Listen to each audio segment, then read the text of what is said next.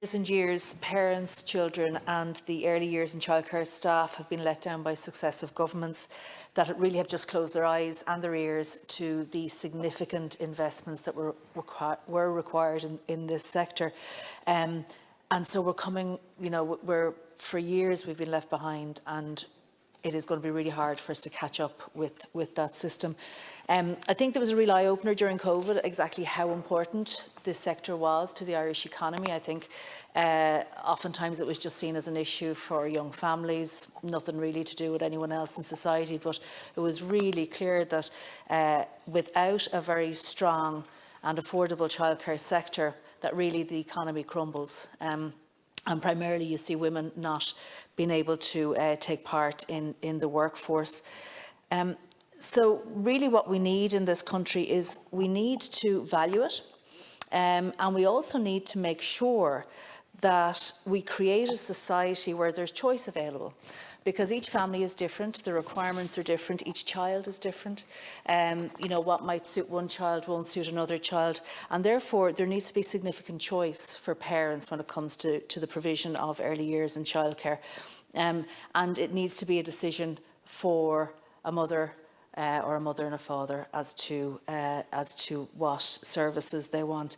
And when they make that choice, the state needs to support them in that choice through the provision of quality, affordable, accessible services.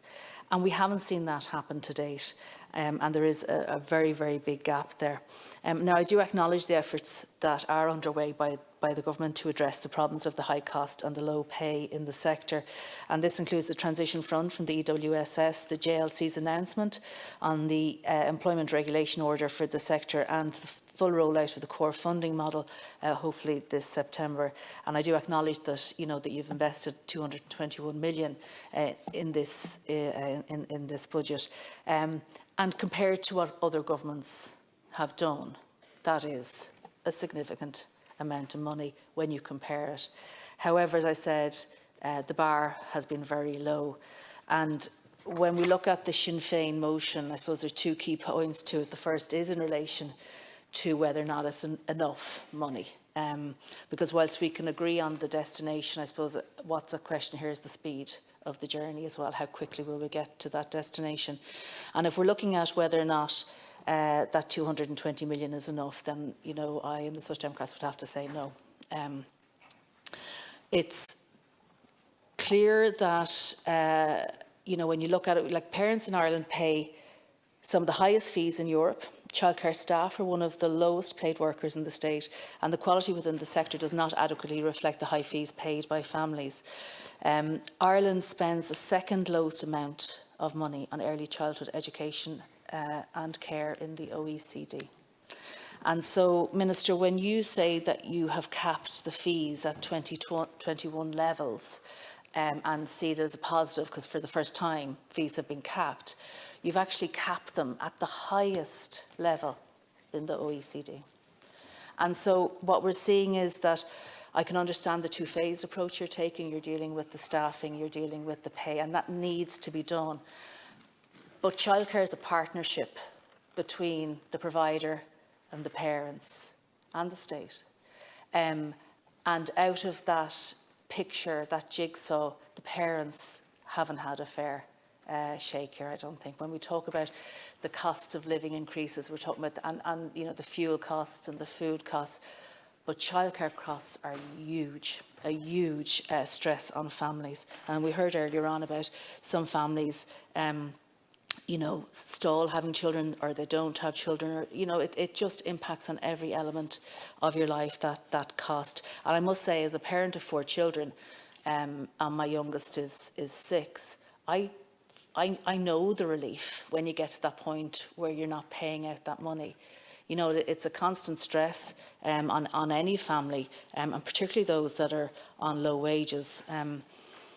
So I think, coming back to whether or not enough investment has been made, I would say no. And I think what we've also seen during COVID is what the state can do when there is the political will there, and the amount of money that can be put in crisis situations. And we've even seen it when it comes to the fuel and energy crisis. 400 million paid on the electricity rebate, 320 million paid on the excise, for the excise fuel cuts, and they were necessary. But why wasn't that same level of investment, that same strength of political will, why wasn't that shown when it came to the childcare crisis? Why was that not shown and that level of investment not made when it came to an issue that was really placing awful burdens on families, but particularly women, that was preventing women reaching their potential when it came to their careers, that was preventing women and family, parents deciding, well, we'll have one child rather than two. Like, where was the political will when it came to that, and where was the money and the investment behind it? And I suppose I find it sort of difficult because we see this money now, or the money that you're putting forward in the budget, but like the EU have been saying this for years to us. The OECD have raised the issue of affordable childcare with us because of the participation, the low levels of labour participation. So this isn't something we've had external pressures saying to us that we need to get this sorted, and we still haven't done it. The other issue that Sinn Féin raised in their motion was in relation to the JLC process, and this is sort of coming to the other part of it. So we have the fees and whether or not the parents, there should have been more investment to assist the cost of childcare for parents. The other element is the actual process itself, and I suppose the time frame and the timeline. And I'm hearing from providers that they're concerned. I think there's a lot of uncertainty at the moment. I understand that the JLC process is a statutory process, and it has to be confidential, and it has to, it has its structure and its phases to go through. But that's not helping the providers on the ground, particularly the small providers who are really worried about what this will mean for them. It's the difficulty with this as well, Minister, and I've raised this with you, is if there isn't agreement, that will become clear in, is it August? July, August, around then? And people have to plan. What does it mean? What happens if there is no agreement? How do people plan for September when they're meant to be opening? So it's all this uncertainty. Businesses need certainty to survive, and this is it's an uncertain process. Now, I know you don't have any control over that process, but I think that the level of uncertainty that providers are going through, I think it's making it very difficult for them. And so what's the plan B? What happens if there's no agreement? And I think that could be something, Minister, if you were to communicate what that plan B is for providers. And I think that's, I think that would ease some of the concerns that I'm hearing. It's not good enough, I don't think, to sort of say it's gone into this confidential process, and we'll tell you whether that process has worked or not a month before we expect you to reopen again. I don't think that's good enough for people. The other issue with this, and I just want to, I suppose, ask you to be cognizant of it, is we really have to avoid having a two-tier early years and childcare sector, in that, that we have the big providers, because of the very size of the function of their size and the fact that they have more capacity and can get more funding, that we're sort of disadvantaged in those smaller providers, because this comes back to the choice of families. And whilst one child or one family may want to put their children into a big provider, many don't. Many want that smaller setting. It's more, it's more sort of family orientated.